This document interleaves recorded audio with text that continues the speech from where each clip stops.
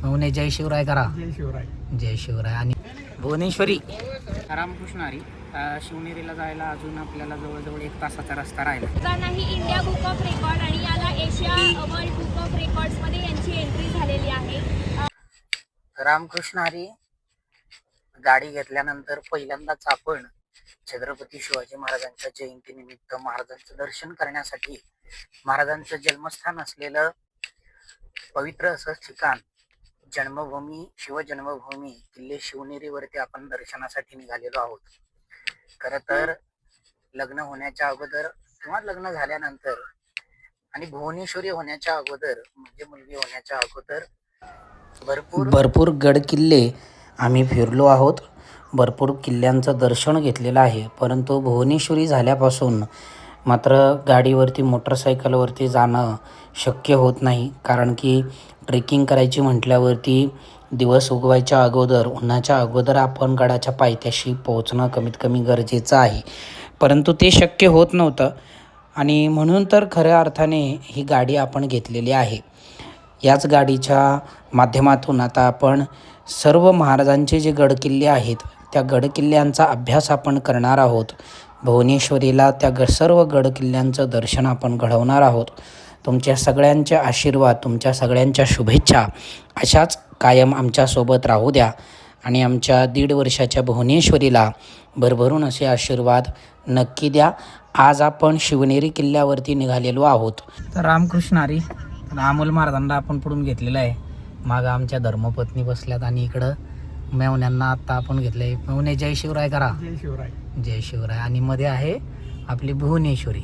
आणि आता आपण निघालेलो आहोत छत्रपती शिवाजी महाराजांच्या जयंतीनिमित्त महाराजांच्या दर्शनासाठी किल्ले शिवनेरीवरती. पुढे आल्यानंतर राजगुरुनगरच्या मागे एका हॉटेलमध्ये नाश्ता करण्यासाठी आम्ही थांबलो आणि तिथे असलेल्या खेळण्या ज्या आहेत त्या खेळण्यासाठी भुवनेश्वरीला आणलं. परंतु ती घाबरत होती म्हणून तिच्या मामानेच डेमो करून दाखवला की कशा पद्धतीने खेळायचं आहे.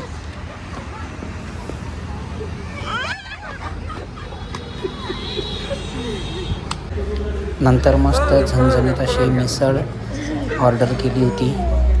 ती मिसळ पाव आम्ही त्या ठिकाणी व्यवस्थित आस्वाद घेतला. भुवनेश्वरीसाठी स्पेशल डाळ भात आपण ऑर्डर केला होता. भुवनेश्वरीनेही त्याचा छान असा आनंद घेतला आणि पुढे आम्ही निघालो. रामकृष्ण हरी. तर उद्या शिवजयंतीनिमित्त आज आपण महाराजांच्या दर्शनासाठी महाराजांची जन्मभूमी असलेल्या शिवनेरी गडावरती आपण जात आहोत. आणि जाताना वाटेमध्ये राजगुरुनगरमध्ये आपले 2 वर्गाचे विद्यार्थी आहेत, हिमांश आणि आयांश. दोघे खूप छान स्तोत्र पाठ करतात, खूप छान उच्चारण करतात. तर आता हा छोटा आयांश आहे आणि हिमांश आहे, दोघे एकाच वर्गामध्ये आहेत. दोघे आपल्याला एक एक श्लोक आता म्हणून दाखवणार आहे.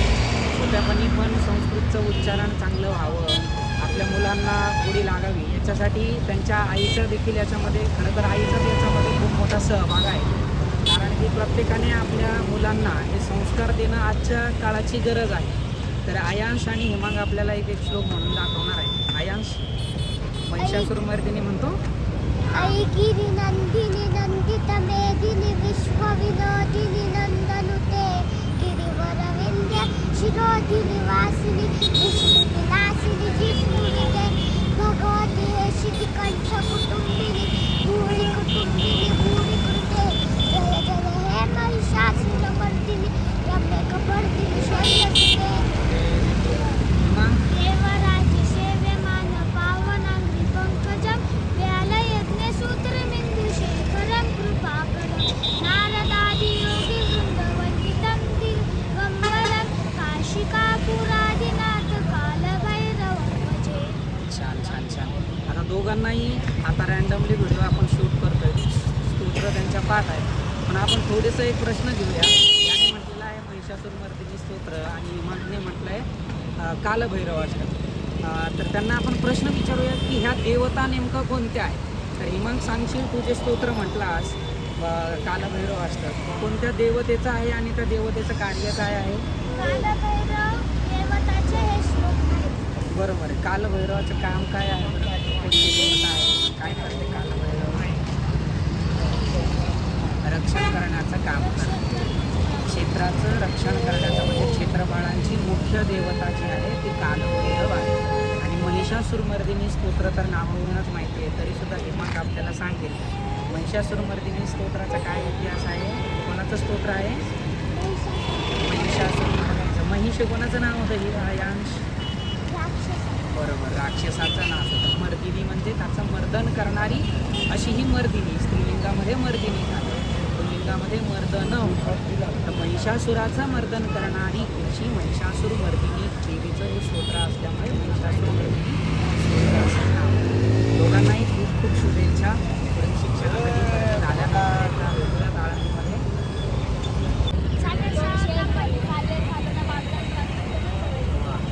दोघांची गड किल्ले जे आहे ते किती सर करून झाल्या त्यांच्या आई आपल्याला धनश्रीताई सांगतील का? नमस्कार, माझं नाव सौ धनश्री ढवळे आहे. आयांश जो आहे तो माझा छोटा मुलगा आहे. तो 6 वर्षांचा आहे. त्याचे आत्तापर्यंत महाराष्ट्र, गोवा आणि कर्नाटकमधले 188 गडकोट पाहून झालेले आहेत. आणि हा मोठा मुलगा हिमांक आहे. त्याचे महाराष्ट्र, गोवा आणि कर्नाटकमधले 201 गडकोट पाहून झालेले आहेत. दोघांनाही इंडिया बुक ऑफ रेकॉर्ड आणि याला एशिया वर्ल्ड बुक ऑफ रेकॉर्ड्समध्ये यांची एंट्री झालेली आहे. सरांच्या श्लोकांच्या क्लासमध्ये आम्ही नेहमी असतो. संस्कृतच्या स्पर्धांमध्ये आम्ही नेहमी सहभागी असतो. तर धन्यवाद सरांची. आज या निमित्ताने या ठिकाणी भेट झालेली आहे. आम्हालाही खूप आनंद झाला आहे. रामकृष्ण हरी. शिवनेरीला जायला अजून आपल्याला जवळजवळ 1 तासाचा रस्ता राहिला, परंतु भुवनेश्वरीला आता झोपायचं आहे. तोपर्यंत तिची झोप होईल. तर आपण आता नवीन जी पंच घेतली तिच्यामध्ये बघा कसा बेड तयार होतो. तर डिक्की ओपन केलं, आपण पडले सीट आहे. त्याला इथं एक बटन येतं, ते बटन प्रेस केलं आपण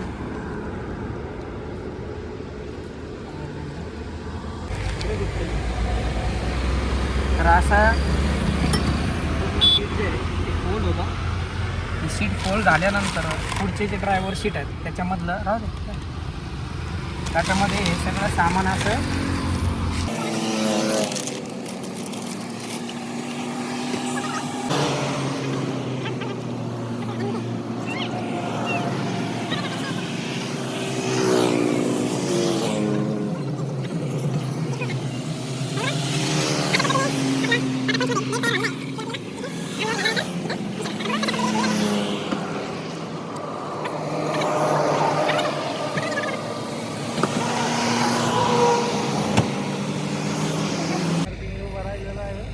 नमस्कार. आता रात्रीचे वाजलेत 9:15. 9:15 वाजता आपण गाड्याच्या पायथ्याशी पोहोचलो. 1 किलोमीटरच्या अलीकडं गाडी पार्क करून आपण शिवनेरी गड चढायला सुरुवात केलेली आहे.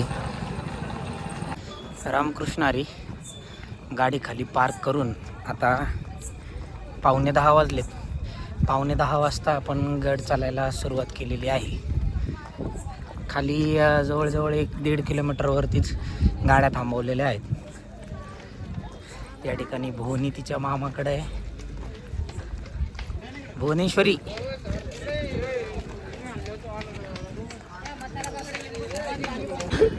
काय झालं? काय नाही.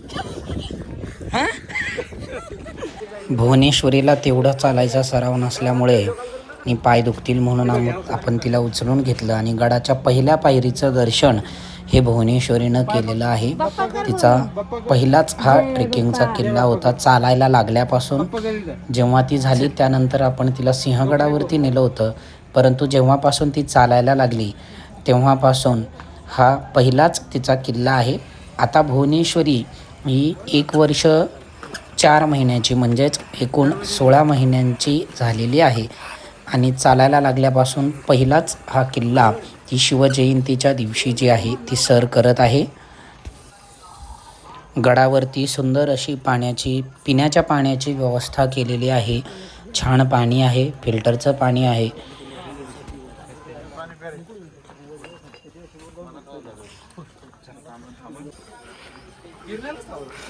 आणि अशा पद्धतीने आपण हळूहळू करत गड चढायला सुरुवात केली. शिवाई देवीच्या मंदिराजवळ आल्यानंतर भुवनेश्वरीला काही पायऱ्या आपण चालायला लावल्या. अतिशय छान पद्धतीने ती चालत होती. उशीर झाल्यामुळे शिवजयंतीचा आदला दिवस असल्यामुळे शिवाई देवीचे मंदिर 10 वाजेपर्यंत त्यांनी चालू ठेवले होते, परंतु 10 वाजता मंदिर बंद करण्यात आले. आम्ही पोहोचलो तेव्हा मात्र मंदिर बंद झालेलं होतं.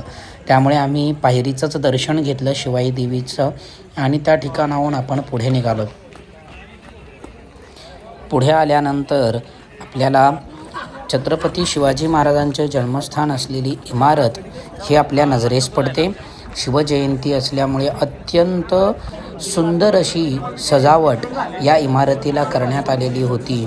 खूप सारे शिवभक्त शिवाजी महाराजांच्या दर्शनासाठी या ठिकाणी जमले होते. महाराजांचं दर्शन घेऊन आपण लगेच रात्री 12च्या नंतर आपण मागे निघालो आणि तुम्ही पाहू शकता किती गर्दी शिवभक्तांची आज गडावरती झाली होती. भुवनेश्वरी मात्र खूप उशीर झाल्यामुळे ती आता झोपलेली आहे. तिच्या मामाच्या खांद्यावरती ती झोपली आहे आणि अशा पद्धतीने भुवनेश्वरीचा पहिला जो किल्ला आहे तो पूर्ण झालेला आहे. भुवनेश्वरीचा ट्रेकिंगचा प्रवास, किल्ले अभ्यासाचा प्रवास आपण महाराजांच्या जयंतीच्या निमित्त दर्शन घेऊन आपण सुरुवात केलेला आहे. रामकृष्ण हरी. आता वाजलेत 1:15 आणि 1:15 वाजता आम्ही आलेलो आहोत आता गाडीजवळ. आता निघायचं आहे पुण्याच्या दिशेने. भेटूयात पुढच्या व्हिडिओमध्ये. कमेंटमध्ये जय शिवराय नक्की लिहा. रामकृष्ण हरी.